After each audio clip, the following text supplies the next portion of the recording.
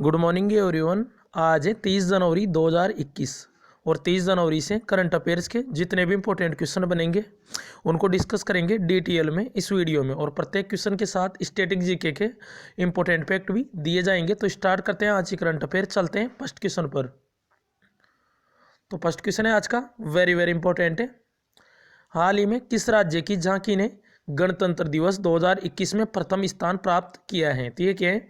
उत्तर प्रदेश की झांकी ने। तो इस बार जो गणतंत्र दिवस था 2021 में 72वें नंबर का।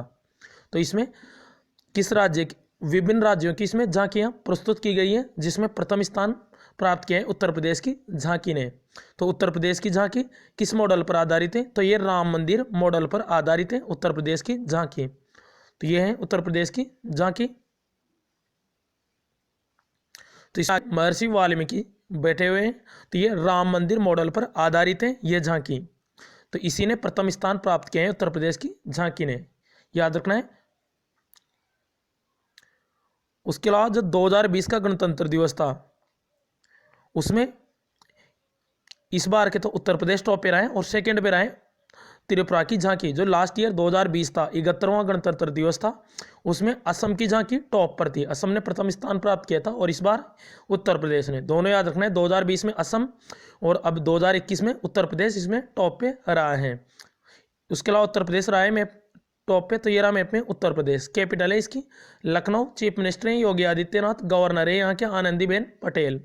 उसके अलावा उत्तर प्रदेश दूध, गन्ना, गेहूं, आलू इनके उत्पादन में शीर्ष राज्य है भारत का उत्तर प्रदेश। उसके लिए केंद्रीय आलू अनुसंधान केंद्र कहाँ पे? शिमला में है केंद्रीय आलू अनुसंधान केंद्र। उसके अलावा केंद्रीय चावल अनुसंधान केंद्र है कटक उड़ीसा में। उसके अलावा केंद्रीय वन अनुसंधान केंद्र है देहरादून में। Dudhwa national park, Pilibhit tiger reserve, Chandraprabha wild life sanctuary तीनों है उत्तर प्रदेश में। एक पावर प्लांट है नरोरा न्यूक्लियर पावर प्लांट, ये कहाँ पे है? उत्तर प्रदेश में। और उत्तर प्रदेश का एक शास्त्रीय नृत्य है कथक, वेरी इंपॉर्टेंट है। तो ये कहाँ का है? उत्तर प्रदेश का। नेक्स्ट क्वेश्चन है। उसके अलावा ये महत्वपूर्ण इंडेक्स है तो इनका रिवाइज कराते हैं। आर्थिक स्वतंत्रता सूचकांक, इसमें भारत रहा था 105वें नंबर पे, हांगकांग टॉप पे।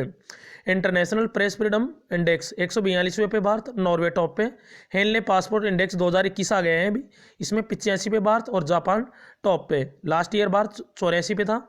Ease of doing business index इस पे 63 में भारत और न्यूजीलैंड टॉप पे, और 2019 में 77 पे था Bharat. Ease of doing business index इसे वर्ल्ड बैंक जारी करता है। ग्लोबल इनोवेशन इंडेक्स इसमें 48वें पे, स्विट्जरलैंड टॉप पे। विश्व प्रसन्नता सूचकांक इसमें 144 पे, फिनलैंड टॉप पे। मानव विकास सूचकांक इसमें 131वें नंबर पे और नॉर्वे टॉप पे। ग्लोबल कम्पिटिटिव इंडेक्स इसमें 43 नंबर पे और सिंगापुर टॉप पे। ग्लोबल हंगर इंडेक्स यानी वैश्विक भूख सूचकांक तो इसमें 94 पे और टॉप पे बेलारूस। और वैश्विक बौद्धिक संपदा इंडेक्स इसमें 40वें नंबर पे है और यूएसए इसमें टॉप में। और ग्लोबल टैलेंट कम्पिटिटिव इंडेक्स इसमें स्विट्जरलैंड टॉप पे और भारत है 72 पे। एक भ्रष्टाचार धारणा सूचकांक था उसमें डेनमार्क टॉप पे था और भारत था 80 नंबर पे है। तो ये है महत्वपूर्ण इंडेक्स। और अभी ये 2020 का इंडेक्स जारी हो गए हैं। तो हाल ही में ट्रांसपेरेंसी इंटरनेशनल द्वारा जारी भ्रष्टाचार धारणा सूचकांक 2020 में भारत किस स्थान पर रहा है? तो भारत रहा है इसमें 86 नंबर पर। लास्ट ईयर 80वें नंबर पे थे, अभी बताया ही था। और डेनमार्क टॉप पे था लास्ट ईयर। इस बार डेनमार्क और न्यूजीलैंड दोनों शीर्ष पे रहे हैं। तो दोनों टॉप पे हैं और भारत की रैंक याद रखना है इसमें 86 में है इस बार।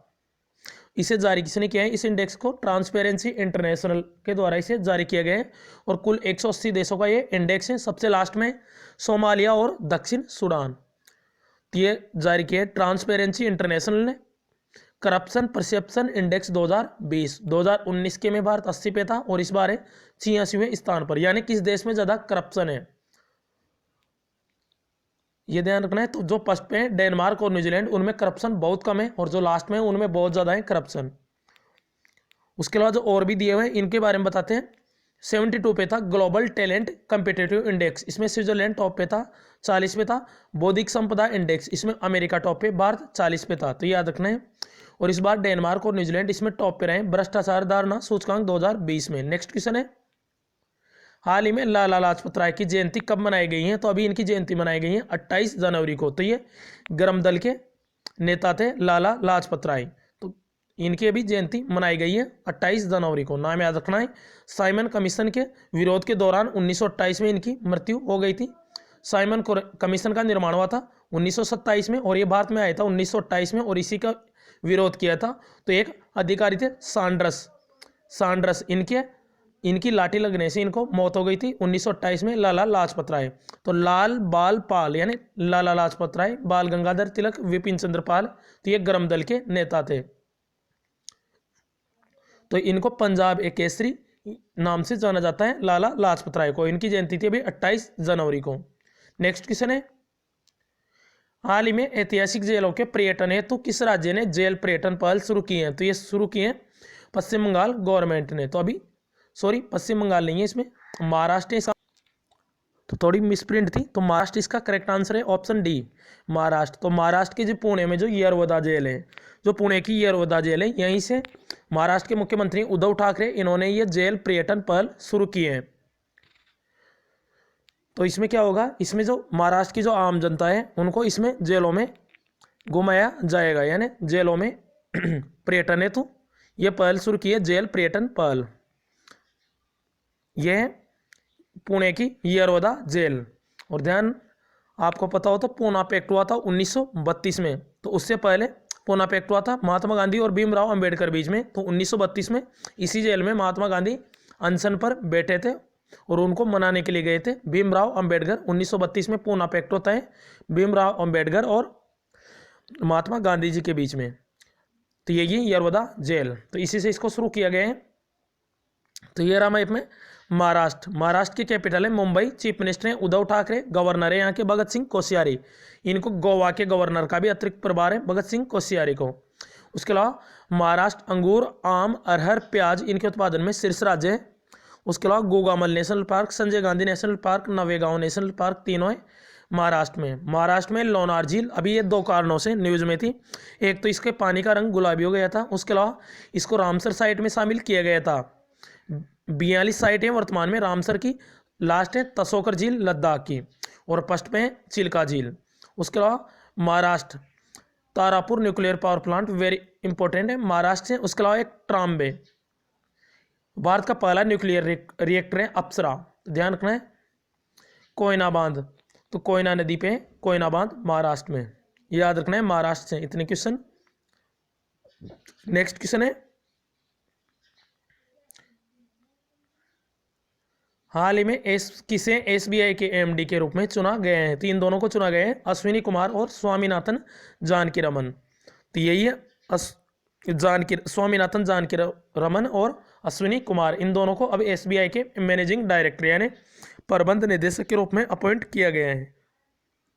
उसके अलावा जो एसबीआई है इसमें एक अध्यक्ष है, एक तो चेयरमैन है दिनेश कुमार खारा। उसके अलावा 4 एमडी है, 2 तो ये हैं अश्विनी कुमार, स्वामीनाथन जानकीरमन, एक है अश्विनी भाटिया और एक है चल्ला श्रीनिवासुलु शेट्टी यानी CS शेट्टी। तो ये 4 एमडी है, ध्यान रखना है। पहले दिनेश कुमार खारा भी एमडी थे लेकिन वो अब चेयरमैन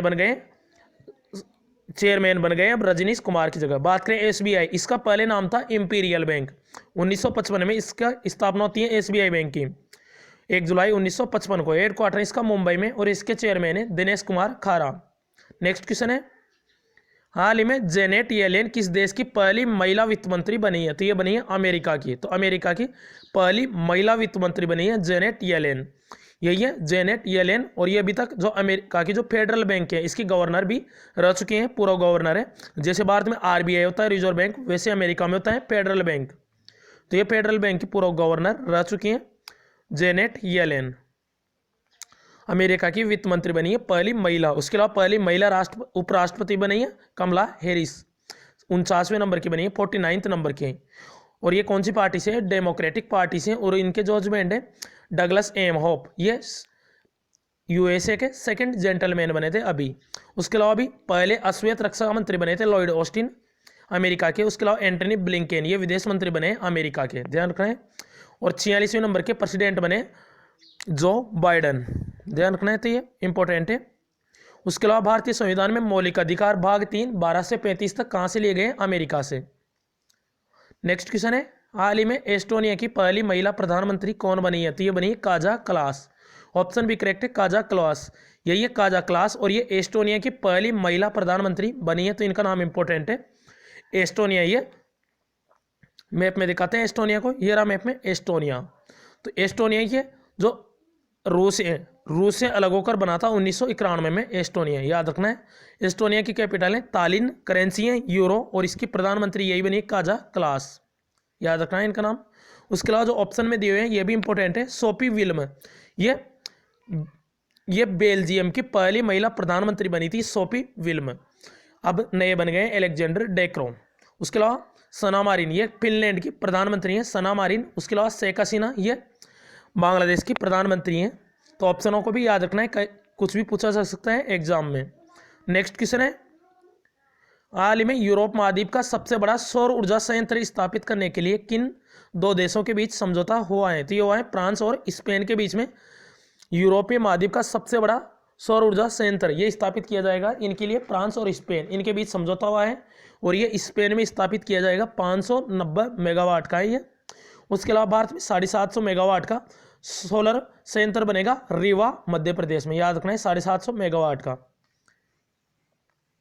तो ये यूरोप महाद्वीप का सबसे बड़ा सौर ऊर्जा संयंत्र होगा 590 मेगावाट का। फ्रांस और स्पेन ने समझौता किया है। नेक्स्ट क्वेश्चन है, हाल ही में राष्ट्रपति ने किसे मरणोपरांत महावीर चक्र प्रदान करने की घोषणा की है? तो ये घोषणा की है बी संतोष बाबू को।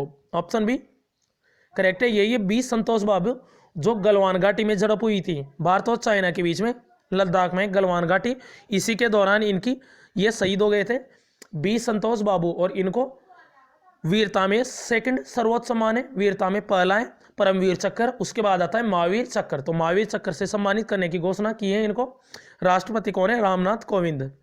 उसके अलावा ऑप्शन में जो दिए रखा है के पलानी, इनको भी ये भी गलवान घाटी में शहीद हुए थे, और इनको वार टाइम गैलेंट्री अवार्ड दिया जाएगा।